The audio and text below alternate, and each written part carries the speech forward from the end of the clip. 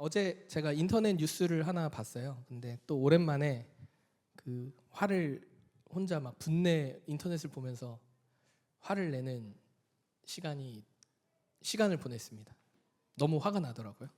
여러분 LH 토지주택공사에서 하는 LH라는 공사 아시죠?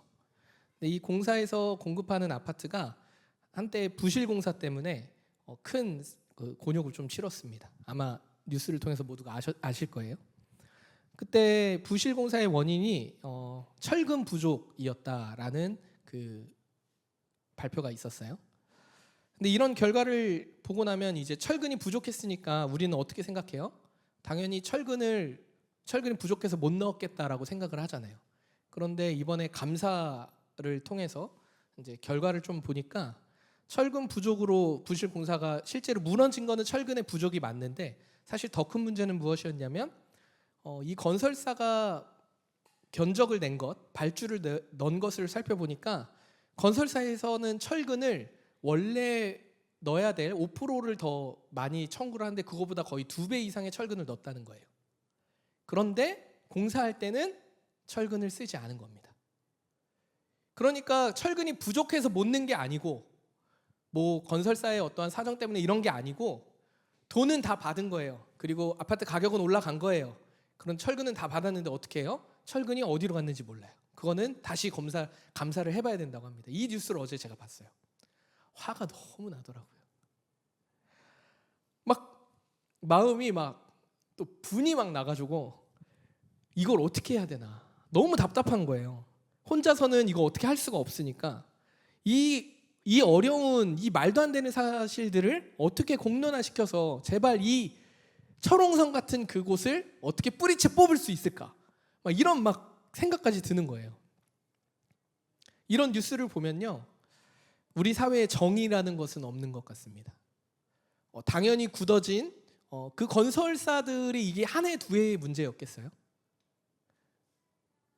그것을 보고 그냥 눈 감았던 공사 직원들은 그게 한 해 두 해였겠습니까? 이런 사회의 부조리들을 보면요, 비리들을 보면요, 우리 사회에는 정의가 없는 것 같습니다. 비리, 부조리, 불합리한 사건 사고가 매일처럼 쏟아져 나오니까 우리의 마음이 어때요?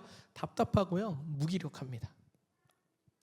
공정하지 못한 사회가 계속 지속되면요, 우리의 삶의 가치가 변하는 것 같아요. 어떻게 변해요? 어차피 안 변할 거 내 것이라도 잘 챙겨야지. 안 되겠어. 이제 나는 손해보지 않을 거야. 이런 마음이 드는 것은 사실 이런 뉴스를 접하다 보면 당연한 거 아니겠어요? 호구가 되고 싶지 않은 마음은 모두가 같은 마음일 거예요. 당하고 싶지 않은 것입니다.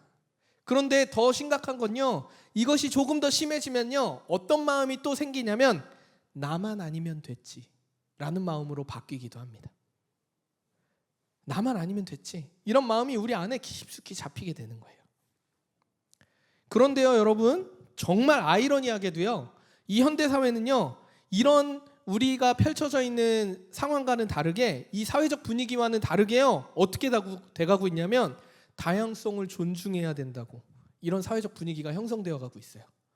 실제 개인의 삶에서는 나만 아니면 됐지라고 얘기하면서 사회적 분위기에서는 다양성을 존중해야지 라는 분위기가 형성돼 가고 있다는 거예요.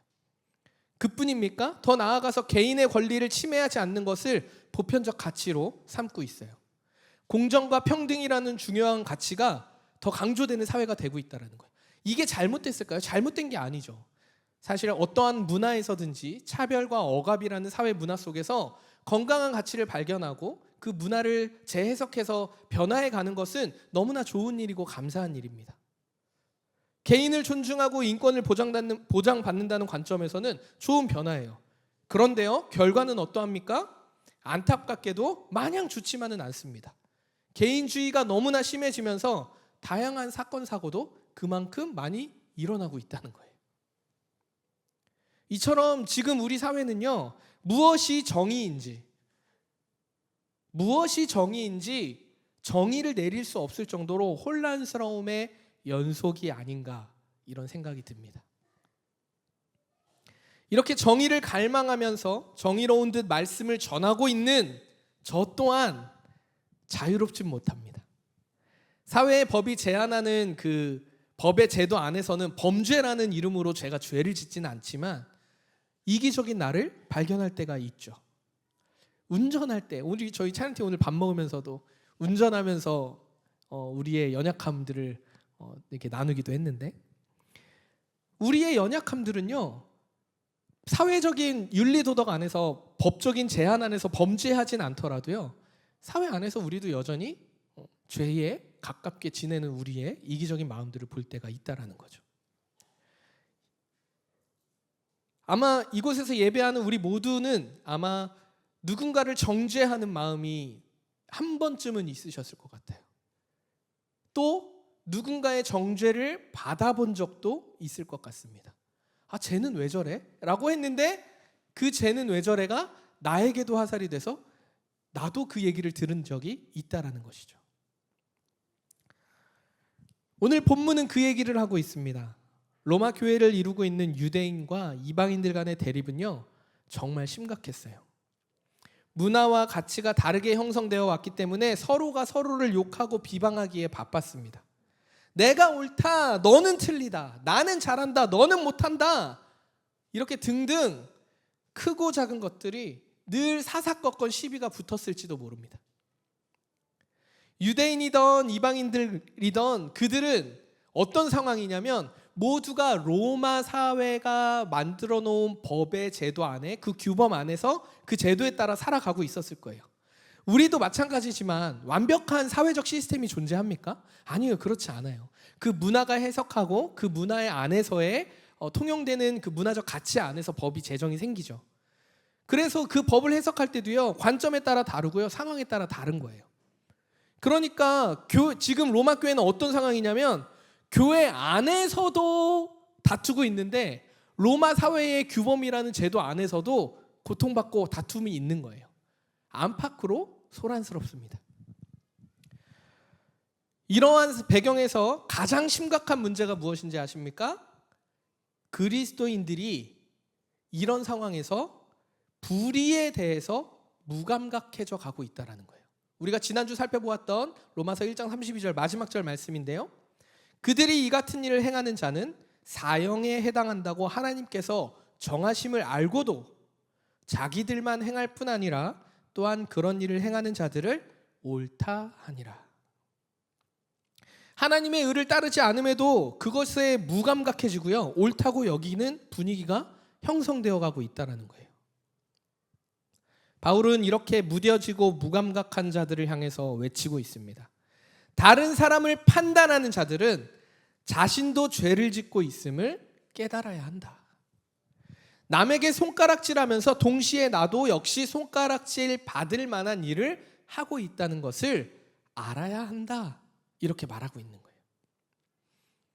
누구를 막론하고 뭐 민족성 이런 거, 뭐 유대인, 뭐 헬라인 뭐 다 나눌 것 없이 누구를 막론하고 핑계할 수 없다라는 얘기입니다.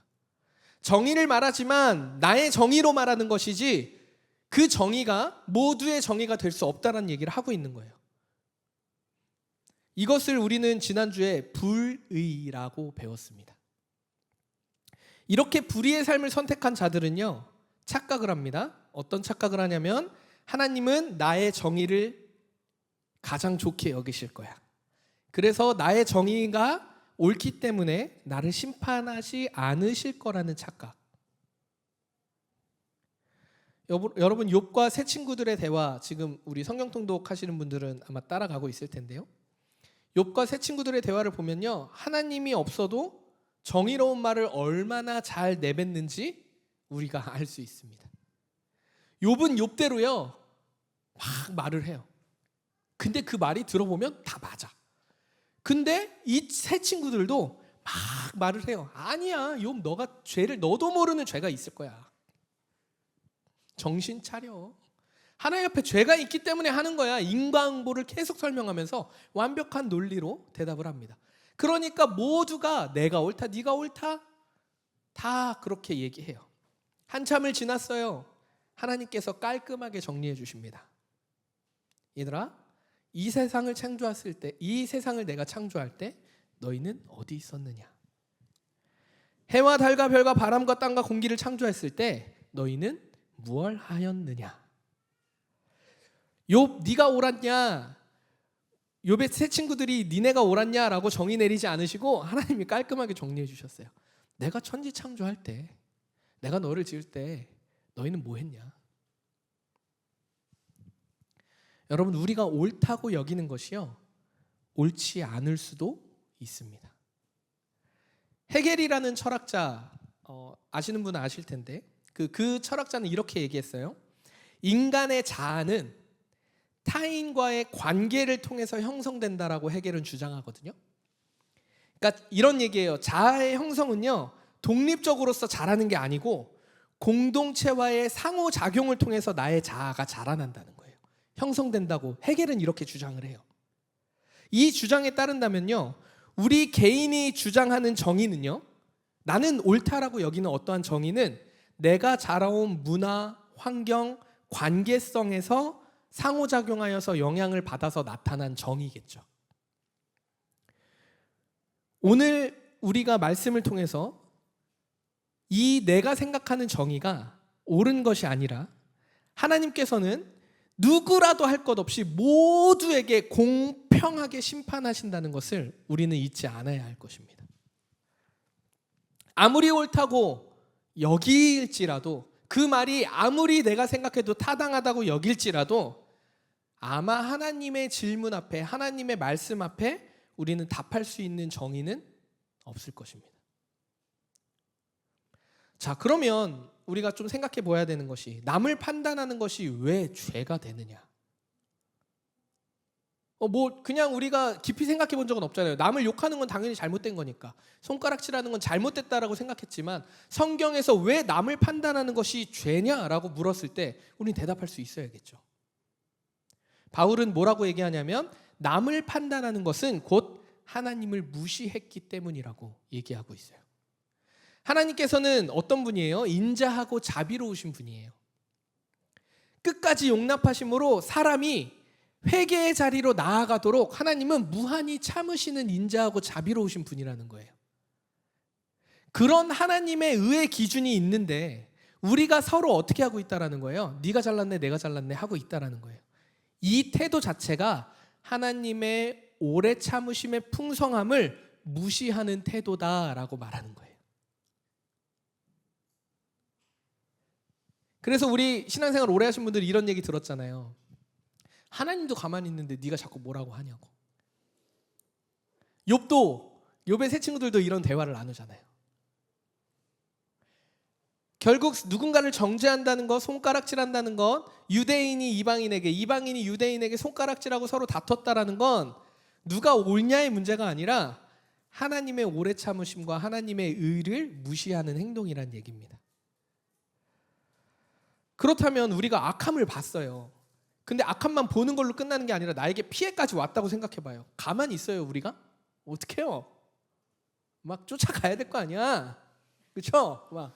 막 어떻게 해야 될 거 아니야. 막 내 친구들 막 불러가지고, 그쵸? 막 오 마이 갓 해야 될 거 아니에요. 그게 우리의 마음이잖아요. 그러면 진짜 이 사람의 악함을 봤어요. 연약함을 보았을 때 우리는 어떻게 해야 되냐는 거예요. 너무나 안타깝게도 우리가 제일 싫어하는 말일 수도 있는데 우리 자신을 돌아보고 회개하며 기도해야 합니다. 이 기도는 어떠한 기도냐면요, 하나님의 공의를 더욱 신뢰하게 해달라고 간구해야 하는 거죠. 하나님은 반드시 악을 갚으십니다. 믿으십니까? 아멘. 하나님께서는 반드시 각 사람에게 그 행한 대로 갚으신다고 말하고 있어요. 그거를 믿게 해달라고, 더 신실하신 하나님을 더 의지하게 해달라고 기도하고 간구해야 하는 것이 우리의 기본 삶의 태도여야 한다는 거예요. 너무 어려워요. 저도 말하면서 너무 어려워요. 그런데요, 여러분, 해야 해요. 이게 우리의 삶의 태도가 되어야 합니다. 그렇게 되기를 그리스도 이름으로 축원합니다. 아멘. 그러므로 우리는 진노의 날이라고 오늘 성경은 얘기하고 있는데요, 진노의 날은 곧 주님 오셔서 심판하시는 날을 의미합니다. 그러니까 그 날까지 진노를 쌓을 것이 아니라 뭘 쌓아야 돼요? 하나님의 신뢰함을 쌓아야 하는 거예요. 신뢰함의 이야기가 우리 안에 계속 쌓아져 가야 한다는 거예요. 사람을 바라보지 않고 하나님의 신실하심을 바라보는 저와 올디너리 모든 성도님들 되시기를 그리스도의 이름으로 축원합니다. 아멘. 하나님께서는요, 여러분 공의의 하나님이십니다. 하나님의 의가, 하나님의 공의가 예수님을 통해서 이 세상에 우리에게 밝히 드러났어요.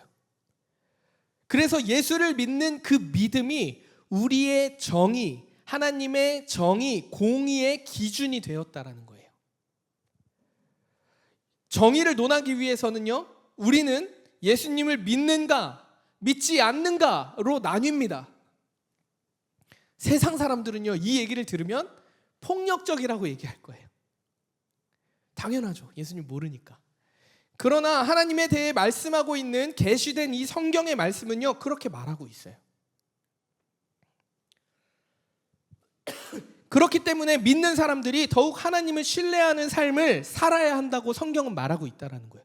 그래서 모두가 우리의 삶을 보고 너희가 하나님의 제자인 줄 알리라 라고 말할 수 있도록 하나님을 신뢰하는 삶을 살아야 한다고 성경은 말하고 있습니다. 오늘 이 바울은요, 분열과 다툼과 정죄로 얼룩진 로마 교회를 향해 말하고 있습니다.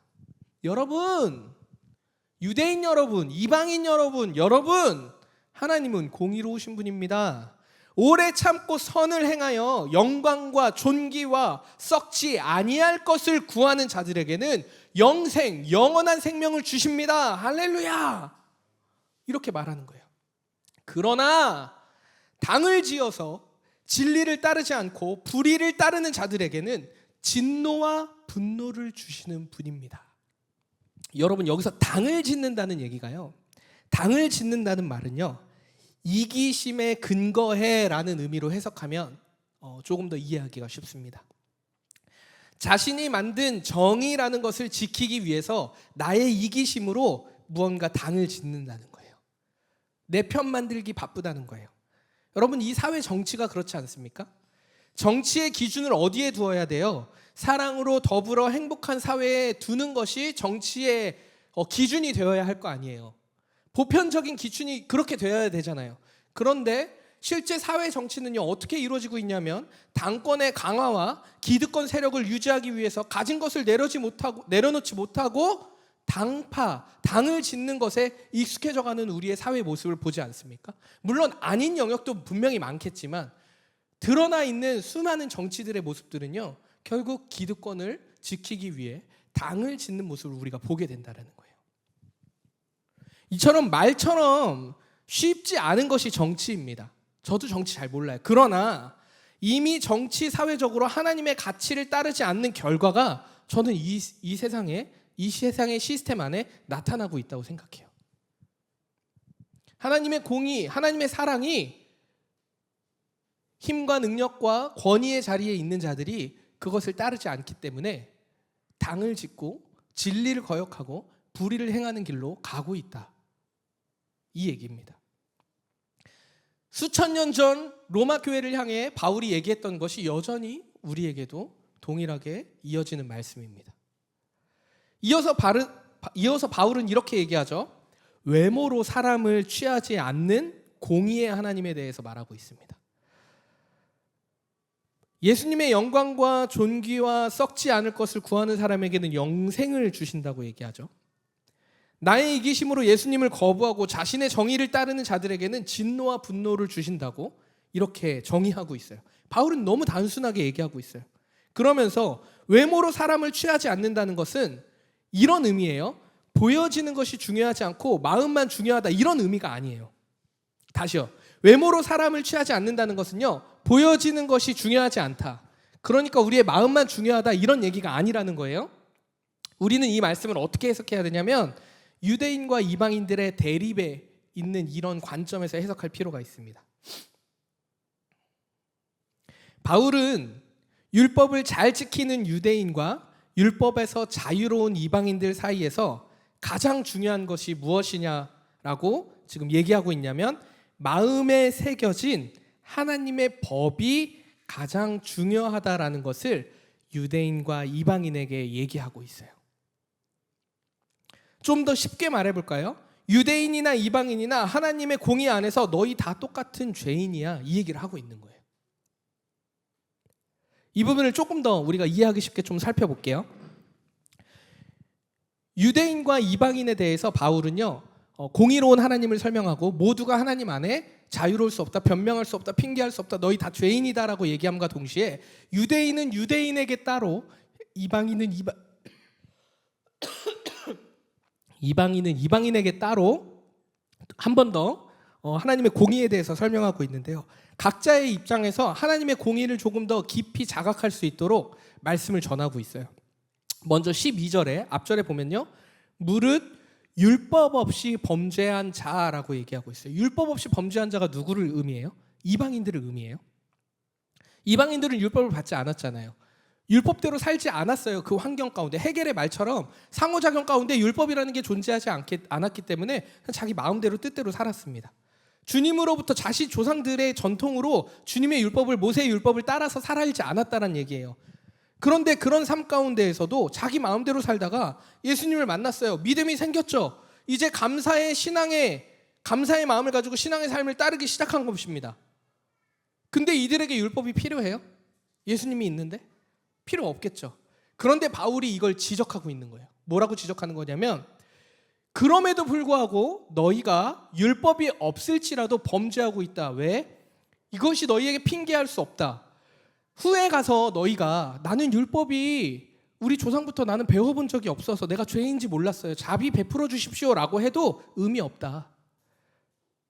이렇게 주장하는 이방인들도 있을 수 있었겠죠. 그러니까 하나님의 공의 앞에서 이방인도 변명할 수 없는데, 이방인에게 율법이 없었을지라도 어떤 식으로든 그들은 자신들의 의를 가지고 살았을 거예요. 여러분 여기 이해가 되세요? 하나님의 율법이 없어요, 이방인들이. 그런데 살아가잖아요. 근데 첫 번째, 변명할 수도 있다라는 거예요. 나는 율법을 몰라서 죄인지 몰랐어요, 그러니까 용서해 주세요. 이 말을 1차적으로 바울은 차단한 거예요. 너는 하나님 앞에 우리가 똑같은 죄인이야. 그리고 두 번째, 하나님의 공의 앞에 너희가 왜 또 죄인이냐고 얘기하냐면, 너희는 율법이 없다 말하지만 결국 너희가 스스로 옳고 그름에 대한 규범적 기준을 가지고 살지 않았느냐, 이 얘기를 하는 거예요. 사람이든 국가든 간에 어떠한 도덕적 규범을 가지고요, 우리는 옳은 일, 옳지 않은 일을 규정하고 살아갑니다. 세상 그 어디에도 무법이라는 게 존재하지 않습니다. 무법이 존재하는 나라가 있나요? 없어요. 마약에 취해서 진짜 서로가 서로를 건드린 줄 알고 취해서 그 어디죠? 미국의 어디 그런 도시 있잖아요. 그런 데가 아니고서는 무법이 존재하지 않아요. 어떤 식으로든 그들 문화 안에 법이라는 것이 존재합니다.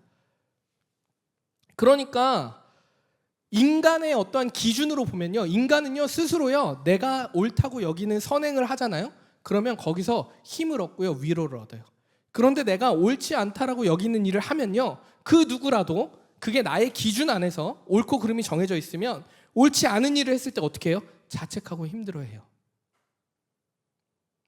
이방인들이 그런 삶을 살았기 때문에 너희는 변명할 수 없다라고 얘기하는 거예요. 이처럼 이방인들에게는 실제로 율법은 없었지만, 모세의 율법을 따라온 그 율법은 없었지만, 어떤 의미에서 자신이 옳다고 여기는 율법을 가지고 산 거예요. 그렇다고 이방인들이 자신의 율법을 잘 지켰나요? 아니요. 여러분들이 알고 있는 옳고 그름의 문제, 사회법, 여러분 우리나라 법 다 아시나요? 재우기 빼고? 미안해요. 그래도 우리보단 많이 알 거니까. 우리 법을 보지 못했잖아요. 그런데 우리가 살아가면서 이건 옳지 그르지라고 우리는 생각을 한다라는 거예요. 그렇죠? 근데 그걸 알고 있음에도 불구하고 우리가 잘 지키나요? 여러분 무단횡단단 해본 적 없으세요? 신호위반 해본 적 없으세요? 남몰래 죄 지은 적 없으세요? 사람이라면 누구나 완전하게 자신이 정한 정의라고 할지라도 완전하게 온전하게 지키는 자가 없다라는 거예요. 그러니까 이방인들 너희들 율법 없다고 핑계대지 마. 도덕적 규범을 가지고 살지만 온전히 지킬 수 있는 세상에 없어. 너희도 그 중에 하나야. 똑같아. 너희가 옳다고 여기는 거 살았어. 근데 그대로 살았어? 못 살았잖아. 너희도 결국 못 살잖아. 결국 하나님의 공의라는 기준 앞에서 너희도 핑계댈 게 없어, 이 얘기하는 거예요. 동시에 유대인들에게도 똑같이 얘기합니다. 야, 유대인들아, 내가 이방인들에게 지금 하는 얘기 들었지? 근데 너희도 똑같아. 12절 13절에 유대인을 향해서도 이렇게 얘기합니다. 무릇 율법이 있고 범죄한 자. 율법이, 그래, 참 내 말에 잘 반응하는구나. 네, 아이폰이 이 정도예요. 네, 여러분. 자, 그러니까 이방인들에게 뭐라고 했어요? 율법이 없고 범죄한 자. 유대인들은 지금 뭐라고 얘기해요? 율법이 있고 범죄한 자. 그리고 뭐라고 해요? 율법을 듣는 자가 의인이 아니다라고 얘기해요. 유대인들을 향한 말이죠. 유대인들에게는요, 자신들의 최고의 자랑이 뭐예요? 율법이에요, 율법. 자신들에게 주어진, 자신들의 민족에서 하나님이 우리를 선택하셔서 우리에게만 주어진 그 율법, 근데 그 율법 우리는 잘 지키고 있어. 그들의 도덕적 규범이 뭐예요? 율법이에요. 그 율법을 나는 잘 지키고 있다라고 생각하는 거예요. 그런데 바울은 유대인이 자랑하는 이 율법을 통해서 하나님의 의가 주어지는 것이 아니라는 것을 정확하게 말하고 있어요. 야, 유대인들아, 너희 율법 잘 지켰어? 근데 그게 너희에게 구원을 가져다 주는 것은 아니야. 이 얘기를 하고 있는 거예요. 만약에 율법을 완벽하게 잘 지켜서 하나님의 의가 주어지는 것이라면 율법을 온전하게 지켜야 의가 주어지잖아요. 너 의롭다라고 지켜지려면 율법을 완전하게 지켜야 되잖아요. 근데 아까 얘기했잖아요. 사람이 완전하게 지킬 수 있나요? 보여지는 죄는 안 지을지언정 내면의 죄는 지을 수 있다는 거예요. 시기, 질투의 마음이 우리 안에 없을까요? 있어요. 수천조 중에 한 번이라도 있을 거라는 얘기예요. 유대인들은 우리가 알고 있다시피 겉으로는 화려하게 거룩하게 보여질지 몰랐으나 그 속은 어떤지 알 수 없었어요. 보이지 않는 죄들이 그들에게 있었다라는 거예요. 그러니까 지금 바울은 율법을 가진 유대인이나 율법이 없는 이방인이나 하나님의 공의 앞에 하나님의 심판을 피할 수 있는 자들이 아니다. 너희 모두 다 죄인이다. 이 얘기는 온 인류가 다 죄인이다. 이 얘기를 하고 있는 거예요. 율법을 가졌냐 안 가졌냐의 비교가 아니라는 거예요. 유대인들의 입장에서는요, 율법이 어떤 작용을 하냐면 율법은 죄인임을 깨닫게 하는 역할을 해요. 아, 내가 죄를 지을 수밖에 없는 유한한 존재구나라는 것을 율법을 통해 깨닫습니다. 이방인들은 그러면 어떻게 하나님의 공의를 깨달을 수 있을까요? 이방인들은요, 자신들이 설정해 놓은 옳고 그름의 규범, 도덕적 규범 안에서 양심이라는 것을 통해서 죄인임을 깨닫는다는 거예요. 그러니까 똑같은 거예요. 바울은 하나님의 공의 안에 너희가 모두 똑같이 죄인이야를 강조하고 싶은 거예요. 왜요? 누구를 소개해야 돼? 누구를? 예수님을. 예수님을 받아들이려면 죄인이어야 하거든. 그러니까 유대인 너도 죄인이고 이방인 너도 죄인이야를 강조할 수밖에 없는데, 모두가 죄인이야라고 얘기해 놓고 유대인이 왜 죄인일 수밖에 없는지, 이방인이 왜 죄인일 수밖에 없는지를 얘기하는 거예요. 진짜 논리적이죠. 여러분, 우리의 삶도 마찬가지입니다. 친구, 부부, 회사 동료, 교회 공동체 어느 곳에서든지 다름이 나타나게 돼 있어요. 완전히 하나됨을 볼 수 있나요? 저는 원하지만 사실 완전히 하나됨이라는 건 사실상 불가능하죠. 그러나 우리는 그렇게 가능할 것이라 믿고 가는 것뿐이죠. 언제 가능해요? 주님 오실 때 완전한 안식과 평화가 이루어지는 것을 믿습니다. 결국 우리의 삶에서도 어느 곳에 있든지 자신의 옳고 그름을 가지고 상대를 생각하고 대하고 관계를 맺는다는 거예요. 결국 우리는 어느 순간에 가서 크고 작음의 판단을 하고 있는 우리의 모습을 발견하고 또 판단받는 우리의 모습을 발견한다는 거예요. 죄인임은 아무도 변명할 수 없는 팩트입니다. 그러니까 바울은 지금 우리의 내면에 하나님의 공의가 필요하다. 하나님의 공의가 우리의 마음에 새겨져서 하나님의 신실함을 구해야 한다는 것을 말하고 있는 거예요. 삶에서 우리를 분노케 하는 수많은 것들 앞에서 우리는 하나님의 신실함을 구해야 한다는 것을 말하고 있는 거예요. 공의의 하나님께서 그 행한 대로 갚으실 것을 믿는 믿음이 굳건하여지기를 그리스도의 이름으로 축원합니다. 아멘. 말씀을 좀 정리하고 싶은데요. 결과적으로요, 바울은 인간 모두가 하나님의 공의 앞에 심판받을 것이다, 우리는 죄인이다, 이것을 강조하였습니다. 하나님 앞에서 누구도 범죄하지 않은 자가 없고 변명하고 핑계댈 자가 없다는 것을 로마 교인들뿐 아니라 오늘 우리에게도 동일하게 전하고 있습니다. 어쩌면 너무나 당연한 것은요, 우리에게 선하심이 하나도 없다고 생각해 보십시오. 나에게 선하심이 하나도 없다면 당연히 선한 삶의 모습은 나타날 수가 없습니다. 우리에게 온전한 사랑이 없다면 당연하게도 사랑하는 삶의 모습도 나타나지 않을 것입니다. 근데 바울은 이걸 얘기하는 거예요. 우리에게 선하심이 없다, 우리에게 온전한 사랑이 없다. 그러니 너희가 만약에 온전한 사랑이 있고 선하심이 있다면 그게 행위로 나타나야 할 것 아니냐, 그런데 아니지 않느냐, 이 얘기를 하는 겁니다. 예수님께서 이런 말씀을 하시죠. 나에게 잘해주는 사람에게 잘해주는 것은 세상 사람들도 그렇게 한다. 예수님을 사랑을 닮아가는 것은요, 은혜를 구하며 산다는 것과 같은 말이에요. 내가 예수님께 잘해서 사랑받았나요? 우리 365일 쉬지 않고 1분 1초 예수님 생각하고 죽으심과 부활하심을 기억하며 살아가고 있습니까? 아니요. 대부분의 시간은 잊고 있죠. 저도요. 안 그랬으면 수도원 들어가서 24시간 기도해야지. 우리는 잘한 사람들에게 잘하는 것을 선하심이라고 얘기하는데 그렇지 않습니다. 예수님은 그걸 얘기하고 있는 거예요. 내가 예수님께 잘한 게 하나도 없어요. 늘 내 뜻과 마음대로 살면서 우리는 어떻게 살아가요? 하나님의 사랑을 구하면서, 은혜를 구하면서 살아갑니다.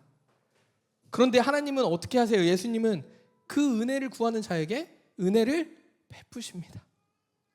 이게 사랑이에요. 그러면 이 예수님을 닮아가는 사랑의 삶이라는 건 뭐예요? 이 은혜를 구하는 자들에게 은혜를 베푸는 겁니다. 필요가 있는 자에게 필요를 채울 수 있도록 애써보는 거예요. 그게 기도든 들어주는 일이건 같이 밥을 먹는 일이든 문자 한 통을 보내던 어떤 것이든 세상의 아픔과 고통 가운데 애통하는 마음을 갖는 것, 이게 예수님을 사랑하는 자의 모습이라는 거예요. 오늘 성경은 말하고 있죠. 오래 참고. 너무 싫어. 근데 성경은 정확하게 얘기하고 있어요, 여러분. 오래 참고 선을 행하며 하나님의 영광과 썩지 않을 것을 구하는 자를 사용하신다고 말합니다. 사랑과 믿음의 사람들을 세우시고 인도하셔서 하나님은 하나님 자신의 영광을 나타내십니다. 할렐루야! 아멘. 말씀을 한번 다시 생각해 보세요. 오래 참고 예수 그리스도의 그 사랑을, 늘 손가락질하던 나를, 내가 구하는 은혜를 베푸시는 그 사랑을 닮아서 선을 행하며 하나님의 영광을 구하고, 세상의 모든 것들은 썩어가지만 썩지 않을 영생을 구하는 자들에게 영원한 생명을 주신대요. 그 자들을 통해 하나님의 영광을 나타내신다고 말씀하십니다. 그 한 사람이 내가 되길 원하고 우리가 되길 간절히 바라고 소망합니다. 오늘 바울은 진노의 날까지 진노를 쌓지 말라고 얘기하죠. 사랑하는 우리 올디너리 예배자 성도 여러분, 하나님을 신뢰하는 삶의 이야기를 더 많이 쌓아가는 우리들의 삶이 되었으면 좋겠습니다. 와, 내가 하나님 이렇게 믿었는데, 진짜 고통스러운 시간이었는데 끝까지 참고 썩어질 것을 구하지 아니하고 썩지 않을 것을 구했더니 이렇게 일하시더라. 이런 이야기가 수도 없이 많아지는 저의 삶, 우리 성도님들의 삶이 되기를 그리스도의 이름으로 축원합니다. 그러면 목사님, 도대체 우리가 죄인인데 너도 죄인, 나도 죄인, 모두가 죄인이면 도대체 어떻게 살라는 말입니까? 아까도 계속 얘기했지만 그래서 예수님의 은혜가 필요하다라는 거예요. 그래서 예수님이 필요하다라는 거예요. 우리가 할 수 있는 최선은요, 하나님을 알기 위해 힘쓰는 것, 내 삶에서 하나님을 신뢰하는 삶을 선택해 보는 것. 이게 옳은지 안 옳은지는 몰라. 하지만 내가 하나님을 알아가는 그 삶의 여정 가운데 하나님 믿음 안에 이것이 옳다 여겨집니다 라고 하면 믿음으로 선택해 보는 것, 이 연속성 가운데 하나님의 일하심을 본다는 거예요. 아니면 막으시고 돌이키시고 불러일으키시겠죠. 하나님의 공의를 마음에 새기고 선을 행하기를 구하는 자에게 힘과 능력을 주시는 줄 믿습니다.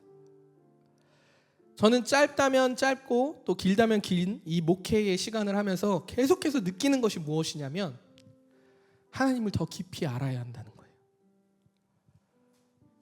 내가 하나님을 아는 지식이, 하나님이 물론 허락하셔야지만 내가 알겠지만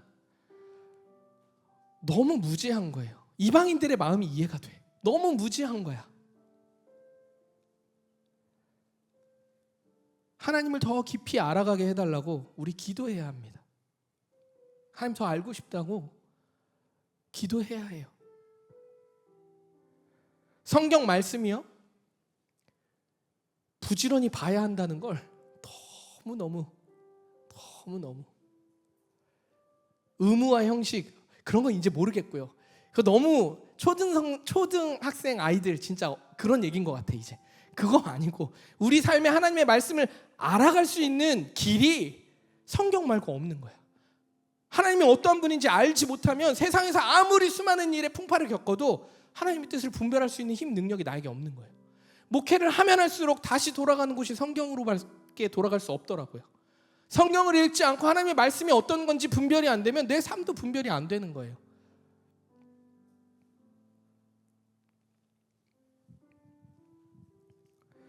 하나님을 아는 지식이 늘어갈 때마다 믿음대로 살게 해달라고 우리 기도해야 합니다. 여러분, 아는 것이 힘이라고 얘기하죠. 그런데 그거 거짓말 같아요. 여러분, 아는 것이 힘이었으면 아는 대로 살 때 힘은 돼요. 근데 아는 대로 우리가 다 살아갑니까? 도덕적 규범도 지키지 못하는데 아는 대로 그대로 다 살아갑니까? 아니요. 지식적 탐구의 욕망이 우리에게 있지만 안다고 모든 것을 다 행하지는 않습니다. 때론 우리가 안다고 여기는 것도요, 하나님의 공의에서 벗어나는 것들이 훨씬 더 많다는 것을 깨닫게 되잖아요, 살면서. 그러니까 알게 해달라고 기도해야 된다는 거예요. 하나님을 알게 해달라고 기도하는 거예요. 성경을 읽고 내가 그렇구나 하지만 하나님이 알게 하셔야 합니다. 우리 각자에게 필요한 말씀을 깨닫게 하셔야 되는 거예요. 인격적인 분이셔서 성준아 네가 이렇게 고통스럽구나. 그럼 말씀을 통해서 말씀하시는 거예요. 공동체 안에 말씀을 나누면서 깨닫게 하시는 거예요. 믿음의 사람들을 통해서 또는 믿지 않는 사람들을 통해서 하나님의 살아계심을 보게 하는 거예요. 내가 알아서 깨달은 겁니까? 아니요. 하나님이 알게 하시는 거죠. 그래서 우리는 말씀을 보고 기도하며 늘 해야 되는 것은 알기 원한다고. 하나님 알게 해달라고. 그러기 위해서 신앙의 삶에 공동체의 삶을 살아가는 겁니다. 여러분, 하버드 대학에 되게 유명한 강의가 있어요. 저스티스라고. 마이클 샌델의 정의란 무엇인가라는 책으로 번역된 책이 있거든요. 근데 이분이 또 책 쓴 것 중에 공정하다라는 착각이라는 책이 있어요. 이 책 한번 꼭 읽어보십시오. 정말 너무 좋은데, 이 공정하다라는 착각, 이 책에서는요, 이 사회를 어떻게 표현하고 있냐면 능력주의 사회로 표현하고 있어요. 능력주의. 이 사회가 능력주의 사회가 되었다는 거예요. 사회적으로 능력주의가 팽배해지니까 그 가치가 우리 안에 꽉 차 있다 보니까 성공이라는 가치가 개인의 능력으로만 성공할 수 있다라는 이 사회적 시스템으로 이제 다 바뀌었다라는 거예요. 근데 이 시스템이 가지고 온 변화가 무엇이냐면 결국 이 시스템 안에 이 능력주의, 개인의 성공은 개인이 잘해야지 그래야 성공하는 거야. 이 결과가 어떻게 우리에게 적용되어지냐면 결국 개인의 노력과 재능만이 성공을 좌지우지한다라는 잘못된 인식을 우리 안에 심기운 거예요. 그러니까 누구보다 빨리 배워야 하고, 누구보다 빨리 앞서가야 되고, 뒤처지면 안 되고, 잠을 줄여야 하고, 이게 다 능력주의 사회에서 만들어 놓은 시스템 안에 우리가 형성된 가치라는 거예요. 그 결과는요, 얼마나 참혹하냐면요, 자신의 실패를요 늘 내 탓으로 여겨요. 사회가 만들어 놓은 시스템 안에 살다 보니, 존재하려고 보니 내가 그렇게 나도 모르는 새 그런 거 익숙해져 있는데 실패를 내 탓으로 여겨. 근데 실패만 내 탓으로 여겨요? 반대로 성공한 사람들은요, 내가 그럴 자격이 있다고 여겨요. 그 결과는요 너무 참혹해요. 사회의 공동체성이 사라지고요, 연대가 무너져 간다고 마이클 샌델은 주장하고 있어요. 능력주의가 최고의 가치가 되면서 성공한 사람들은요 자신의 성공을 정당화해요. 내가 어떻게 공부했는데, 너네 이렇게까지 안 해봤잖아. 실패한 사람들은요 소외하고 분열됩니다. 숨습니다. 자책감에, 나는 부족한 사람이라는 생각에 굴러 들어갑니다. 이것이 지속되면요 성공하지 못한 사람들에 대한 동정이나 연민 또한 없어지는 거죠. 너희가 안 해서 그런 거야. 너희가 못해서 그런 거야. 너희는 그러니까 자격 없고 나는 이것을 누리기에 충분한 자격이 있는 거야. 마이클 샌델의 이 주장이, 책에서 말하는 이 주장이 이 사회를 대변하고 있는 말이라는 생각이 들었어요. 이것은 결코 하나님이 기뻐하시는 사회의 모습이 아님을 우리는 알고 있습니다. 여러분, 그렇기 때문에 우리는요 늘 마음에 하나님의 공의를 생각하고 신뢰하며 간구해야 합니다. 그럴 때 우리 각자에게 주어진 삶과 공동체를 통해서 서로 이해하게 돼요. 부족하지만, 여전히 연약하고 여전히 씨름하지만, 그래도 세상에서의 관계보다 조금 더 이해할 수 있는 폭이 넓어질 수 있습니다. 하나님 안에 있으니 인정과 존중이 회복되고요, 사랑이라는 것, 하나님의 사랑 안에 사랑이라는 것을 새롭게 함께 배워가면서 하나님의 나라가 이뤄가게 되는 줄 믿습니다.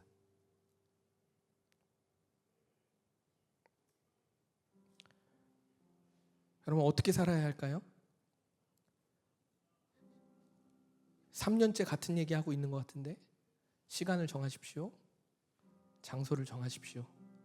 여유를 선택하십시오. 사유하십시오. 내 삶을 돌아보십시오. 내 삶에 하나님이 지금 무슨 일을 하고 계시는지 믿고 신뢰함으로 간구하고 분별의 영을 달라고 기도하십시오. 확보하셔야 됩니다. 정하셔야 됩니다. 지금 정하셔야 됩니다. 어떻게 살 건지 우리 정해야 합니다. 매 순간마다 정해야 해요. 하나님 뜻대로 살고 싶습니다. 그러면 시간, 장소 정하고 멈춰 서는 것입니다. 오늘 못했으면 내일 다시 정해서 내일 정하는 것입니다. 실패에 사로잡히지 마십시오. 하나님을 믿는 믿음의 여정에서 실패 없어요. 구원받은 백성에게 실패가 어디 있습니까? 구원받은 백성에게는 실패가 없어요. 믿음의 여정만 있을 뿐입니다. 그러니까 담대하십시오. 오늘 못했어도 내일 하면 돼요. 오늘 못했으니까 포기하지 마시고, 오늘 내가 이런 죄를 지었으니까, 내가 저 사람을 정죄했으니까, 내 삶의 감각들이 무뎌져 있으니까, 아니요, 끊어내십시오. 그날로 끊어내십시오. 그리고 다시 또 정하는 거예요. 이걸 믿음의 여정이라고 얘기합니다. 이 믿음의 여정을 붙잡고 오래 참고 선을 행함으로 영원을 꿈꾸고 소망하고 썩지 않을 것을 구하는 자들에게 영생을 주신다. 하나님의 말씀대로 살아가는 자에게 반드시 힘과 능력과 지혜와 환경과 재정과 모든 것을 저는 채워주실 거라고 믿습니다. 할렐루야, 아멘. 그 체험의 기준이 다를 수는 있겠지만 반드시 그 사람에게 가장 좋은 길로 하나님이 인도하실 거라고 믿습니다. 그러니 담대하십시오. 우리 그리스도 앞에 담대합시다. 담대합시다. 하나님이 사랑하시는 올디너리 예배자 여러분, 하나님의 선하심을 믿고 담대히 걸어갑시다. 세상이 만들어 놓은 기준, 가치를 우리 삶에서 분별하고 하나님의 공의를 내 마음에 새기고 따르며 살아가는 우리 모두가 되기를 그리스도의 이름으로 축원합니다.